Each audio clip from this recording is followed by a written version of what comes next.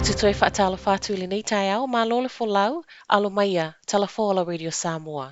Ua whaalia le le fia ma le popolo le au whaila fumanu i le te au Peritania ma le Unia Europa. Ua toi paule ne o le vaiaso te toi o whiutana ingo le nei mālienga ai le i aloa ia i le ulua i aso le tausanga fou le o ese le United Kingdom mai le Uni. A o mamao ai ma New Zealand le saininga o le nei tea, ua sa wai ma le tūlafono fou o le Brexit o le a le pasene o manufasi o lo awina atu i New Zealand. E ono sfulu pasene o ano o povi o le a awina atu le Unia Europa ai alu le fase fulu pasene o totoe i le UK. O le quota o ano ma moe o le a lua tutusa i le vao le Uni ma le UK. O Europa ma le UK o lo awina atu iai le tele o ano manufasi New Zealand, peitai, o le te anga o le aloa ia i las farili nei, o le a awhia i le saolotonga o lo o whiwhaataua ia toi a ano manufasi al au whaila fumanu. I se tali mai ale māloa New Zealand, o le a ave le whaamua i le whaamausa li ino whiwhaataua inga le au whaila fumanu. E le o fia le au whaila fumanu a New Zealand i le suinga o le tele o manufasi au inatu malona vaina, a o pa anga whaatau i Peritania ma le Unia Europa, o le a whaafainga tau na maua ano manufasi mai New Zealand. Se fulu wano cases fa o popol COVID o fa mawina i tutono New Zealand i tutono le 5 aso te aluai. Se fulu 5 cases mai fafo, ma le tasi community case na maua mua i tutono le 7 masina te aluai. O ilata uma mai fafo e sfulu 5 e maua o fa anofo e sea. A o le to tasi community case e leo se case full, o ia leo se tasi e nofo e kala estete na maua le masina o me, a o lea fa atu a fa mawina o se community case i le mai au suenga. O leo whaingo active cases wa iei nei tutono New Zealand 5 se fulu. Wha atu mawina pia whautuanga mo tangata kiwi, wha o ngāle COVID Tracer app a o iai i whainga mālolonga ma tā whaonga. Ua whaatala sanga mai leo i nise sila fieni whaamtalanga e tūsa ma le wha o manua, ua whaata otolia ti ngai nai Hanek Zing 5 sfutolu tausanga. O Zing na usa whaiai e nisi i le driveway o lona mota e Glenross Drive i le pōle asonga fua le vai aso tāluai, ma e masalomia e mafua ona o talitonunga wha le lotu.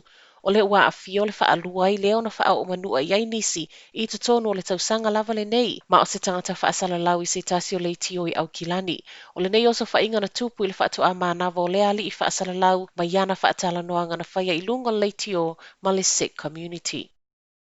I se oto mea na tutupu o tātou whaamanatul Kerisimasi o le nei tausanga. Ripotia mai le maliu o se tasi au iai le festival ana nafi i matakana i mātua au kilani. E le i manuia tau mawhainga whaaola na whaia i le nofuanga na whaia i lea festival ma umai lava le soifua o le ua maliu.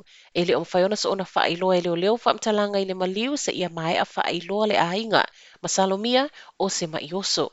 E to o wha i lata o mali liu o na o whaalawalawe tau ta awale i tutono o whainga malo longo al Kerisimasi, ma o lea numero o whaamawina mai le tūlai whao le aso tofi o le vai aso tāluai se i o mai lava i le tae au nei.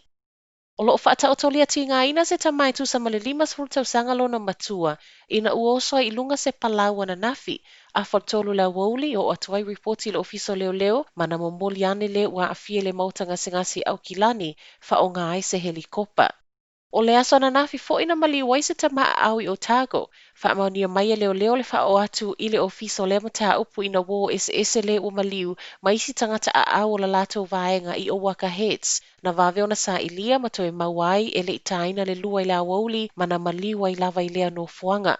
O le to o lua i leo tangata o mali liu i le vai, wha mawina i tutono whainga malo longa al Kerisimasi, ma ua whaiaso e suenga i o la ua tino mali liu. Tala mulimuli mai atunu umamau, whaamaunia mai a kānata le maua o na tangata i to o lua i le COVID o le tu ainga fōu lea na mua i maua i le United Kingdom. O ila ua wa maua se ulungali i mai se tasi o ailonga i to tono kānata mai whaapea, e le i lope whaafewhea na maua, e le ini whaamaumaunga ni whainga malanga maasi e singa i no fuanga lo maua lunga, le ono lama tiai o tangata i le nei whaamai. O aunga fōu al COVID lea ua toi sau, vave atu lona pepesi fa atusa COVID na saule amatanga o tausanga le nei.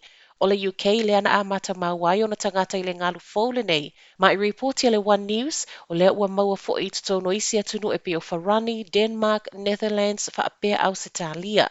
O le sau o le atala na nafi, fa amawinai global cases o le COVID ua valu se fulu miliona.